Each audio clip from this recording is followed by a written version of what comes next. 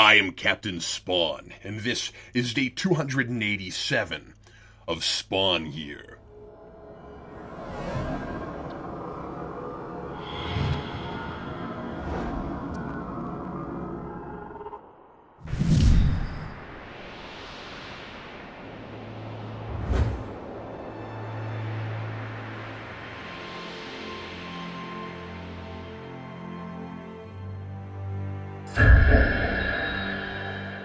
I doubted I'd ever be back to this topic again, but there is only one character in the whole Spawn universe more incompetent than Al Simmons, and that's Malbolgia.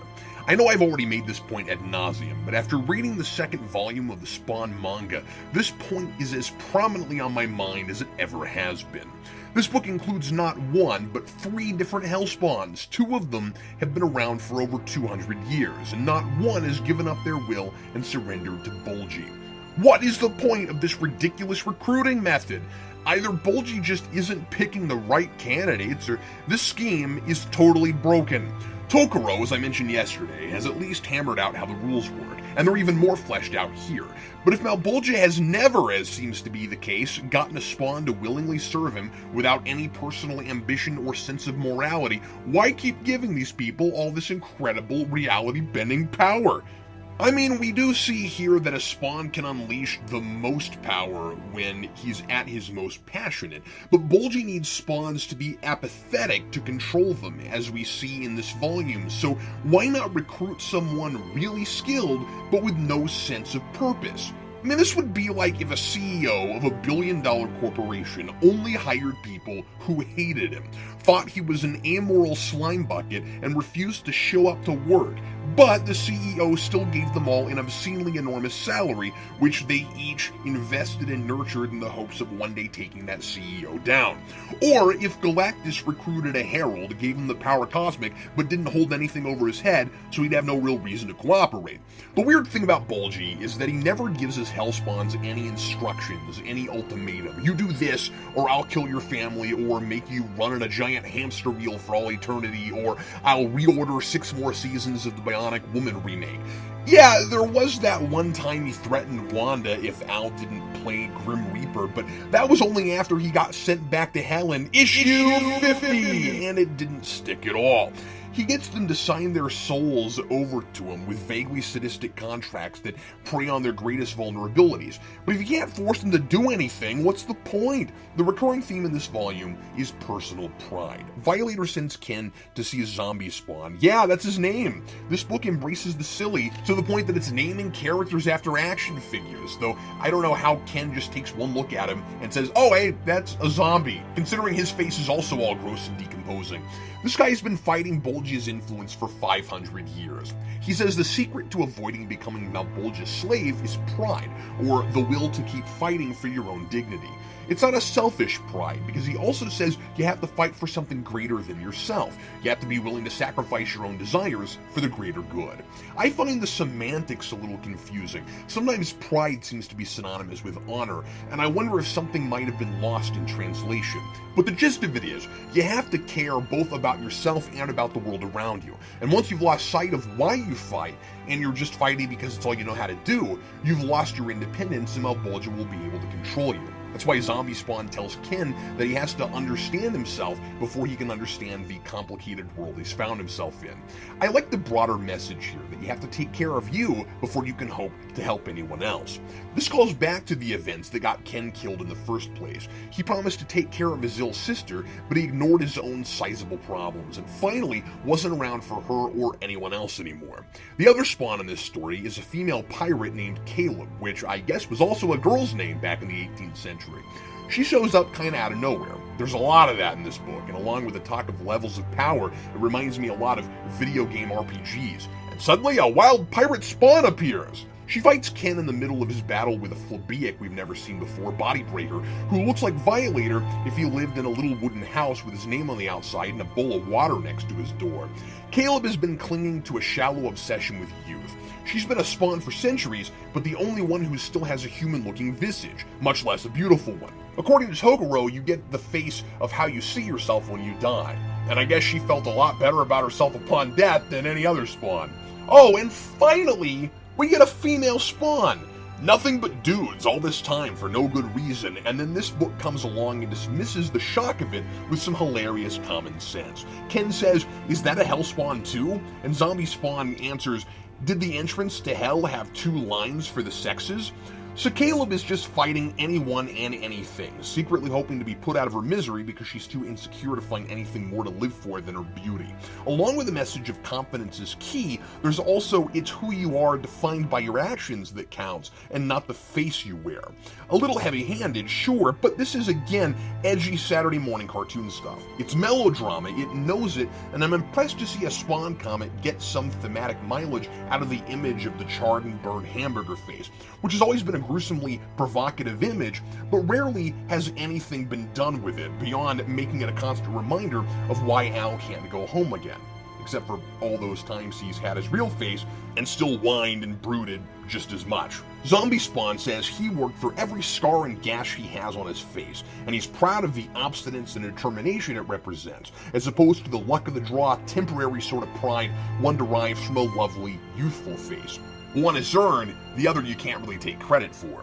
This idea is furthered into a cliffhanger with a viciously jealous Hollywood actress who's getting older and covets Mariko's youth and beauty and the success it brings her, a success this woman, Ellis, used to have. Ellis makes the mistake of verbally announcing that she'd strike a deal with the devil to have eternal youth. And a Violator-esque figure shows up, it might be Violator himself, I don't know, has her killed by snakes, and her name's next to her in her own blood for dramatic effect. And of course she comes back, a forever young snake lady, in order to punish Mariko for being pretty when she can't. I kinda like Caleb's struggle to find more about life to fight for as a cursed Hellspawn, especially because of the positive influence Ken has on her. When she runs away, it looks as though she's regained some willpower and might fight Malbolgia like Ken is sworn to do, rather than give in. But this Snake Lady thing is verging dangerously close to the villain plot in Catwoman.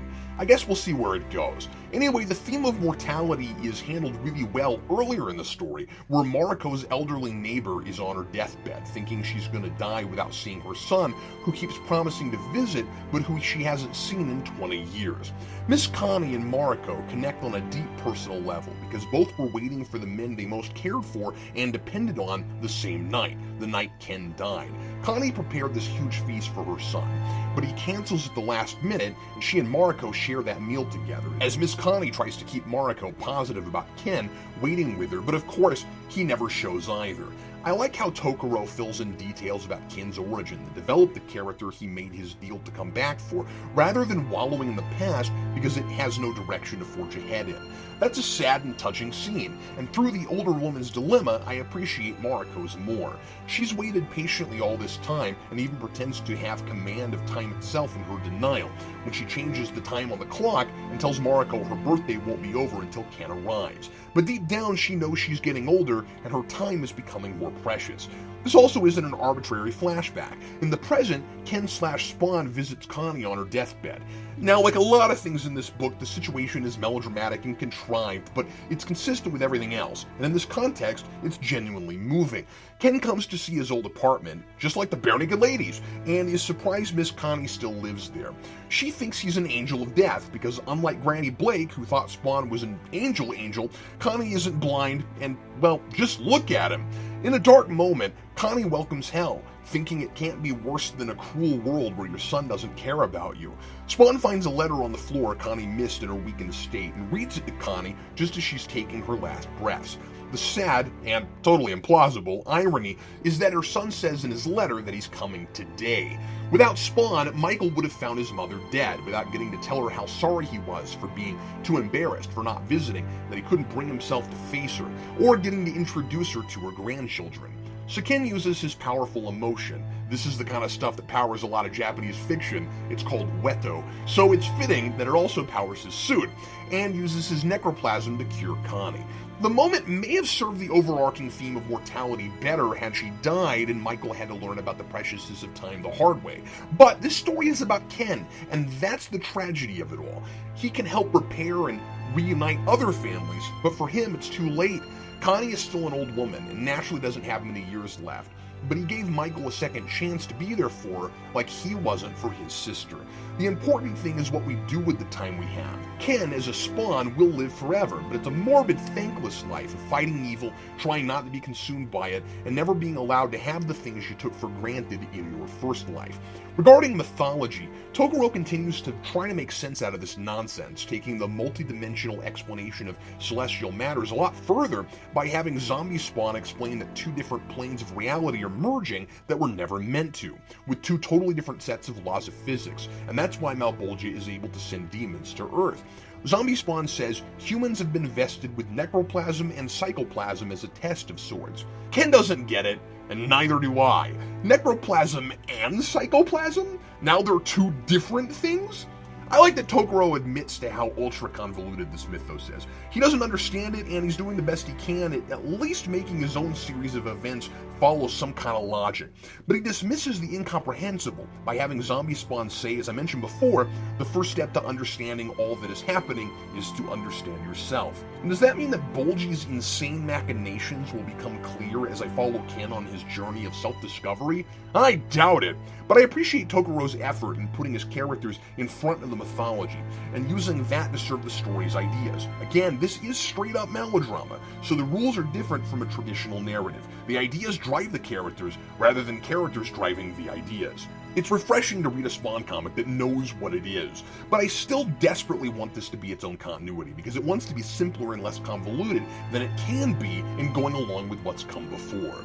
Ken has a whole cast of stand-ins for major characters and Al's supporting cast, and I want them to just be those characters because I understand them and like them more here. Michaela is Ken's version of Angela. By the way, it looks like the one thing female angels and demons have in common are bras made of creepy monster claws. Pervy monster hands. Michaela impersonates a prostitute and goes to the abandoned church Ken's hiding out in to hunt him down. This is where the whole personal pride motif starts. Spawn saves her from Violator, and being saved by a Hellspawn is an insult to her pride. So they fight, but he's no good with a sword, and she wants a good, challenging, honorable fight. So she decides to go learn some karate before they fight again. This establishes that idea of living by a code, standing for something rather than killing without a thought. Later, she and Spawn fight a monster named Scourge side by side and build a rapport much like Al and Angela's, except they don't sleep together and Ken doesn't teleport out of a hell dimension just because the plot needs him to. But Michaela still vows to honorably hunt Ken, and I imagine she'll be back next volume. And Zombie Spawn is clearly Ken's Cagliostro, and everything I wish Cog had been. He's a believable mentor, a likable and endearing figure, and he's not cryptic for the sake of dramatic effect. If this guy double-crossed Spawn, I would be legitimately surprised. I am confused as to why Violator sent Ken to him in the first place. He says to himself that Ken's easily manipulated, and I don't know yet what he has to gain from tricking Ken into going to the guy who can teach him how to use his powers and stand up to Violator's boss. But unlike most Spawn comics, I have some faith that Tokoro has thought this through, and I'll know soon enough. The original mythology is cracking under the weight of itself here, but Tokoro is still showing me a great time. Signed, Captain Spawn.